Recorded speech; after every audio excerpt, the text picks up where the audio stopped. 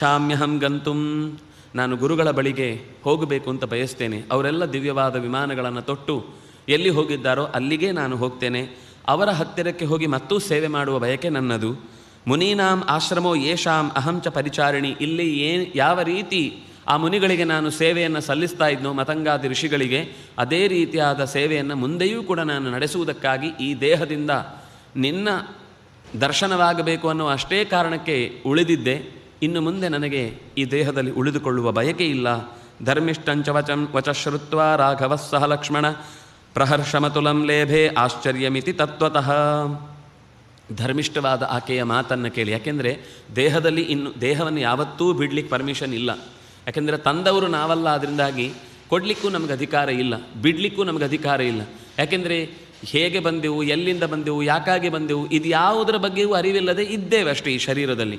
ಅವನು ಬಾಡಿಗೆಯನ್ನು ಕೊಟ್ಟವನು, ಅವನು ಎಲ್ಲಿಯ ತನಕ ಇದಕ್ಕೊಂದು ದಿನಗಳನ್ನು ಗೊತ್ತು ಮಾಡಿರ್ತಾನೋ ಅಲ್ಲಿಯ ತನಕ ನಾವು ಇರಲೇಬೇಕು. ಕುರುವನ್ನೇವ ಇಹ ಕರ್ಮಾಣಿ ಜಿಜಿ ವಿಶೇಷತಂ ಸಮಾಹ ಏವಂ ತ್ವಯಿ ನಾಣ್ಯತೆ ಥೋಸ್ತಿ ನ ಕರ್ಮ ಲಿಪ್ಯತೆ ನರೆ. ಅದರಿಂದಾಗಿ 100 ವರ್ಷಗಳ ಕಾಲ ಬದುಕುವ ಆಸೆಯನ್ನು, ಕರ್ಮವನ್ನು ಮಾಡುವುದಕ್ಕಾಗಿ ಬಯಸಬೇಕು, ಮಾಡುತ್ತಲೇ ಇರಬೇಕು, ಮಾಡುತ್ತಲೇ ಬಯಸಬೇಕು. ಹೀಗಿರುವಂತಹ ಸ್ಥಿತಿಯಲ್ಲಿ ಇದೆಂಥ ಪ್ರಾರ್ಥನೆ ಅಂತ ಸಹಜವಾಗಿ ಅನ್ನಿಸುವುದನ್ನು ರಾಮಚಂದ್ರ ತಪ್ಪಿಸುವುದಕ್ಕಾಗಿ ತಕ್ಷಣ ಆ ಮಾತು ಹೇಳ್ತಾನೆ, ಧರ್ಮಿಷ್ಠಂ ವಚಃ.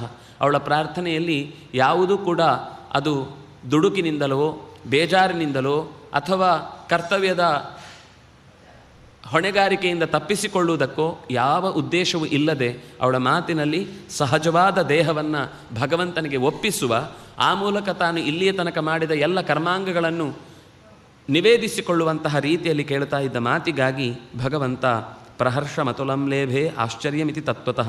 ಆ ಪ್ರದೇಶವನ್ನು ನೋಡಿ ಬಂದಾಗಲೆಲ್ಲ ಆಶ್ಚರ್ಯಂ ಆಶ್ಚರ್ಯಂ, ಎಷ್ಟು ಚೆನ್ನಾಗಿದೆ ಎಷ್ಟು ಚೆನ್ನಾಗಿದೆ ಅಂತ ಎಲ್ಲವನ್ನು ಹೇಳ್ತಾ ಬಂದು ಅವಳು ಈ ಮಾತನ್ನು ಕೇಳಿದಾಗ, ರಾಮ ಶ್ರವಣೀಂ ಸಂಶಿತೋ ವ್ರತಾಂ ಅರ್ಚಿತೋಹಂ ತ್ವಯಾ ಭಕ್ತ್ಯ, ನೀನು ಅತ್ಯಂತ ಭಕ್ತಿಯಿಂದ ನನಗೆ ಎಲ್ಲ ಅನುಕೂಲಗಳನ್ನು ಮಾಡಿಕೊಟ್ಟಿದ್ದಿ, ಪ್ರೀತಿಯಿಂದ ಸೇವೆ ಮಾಡಿದ್ದಿ, ನನಗೆ ಬೇಕಾದ್ದೆಲ್ಲ ಕೊಟ್ಟಿದ್ದಿ. ಕಾಮಂ ಯಥಾ ಸುಖಂ ಗಚ್ಚ, ನೀನು ಬಯಸಿದಲ್ಲಿಗೆ ಬಯಸಿದ ರೀತಿಯಲ್ಲೇ ನಿನ್ನ ದೇಹವನ್ನು ತ್ಯಾಗ ಮಾಡುವುದಕ್ಕೆ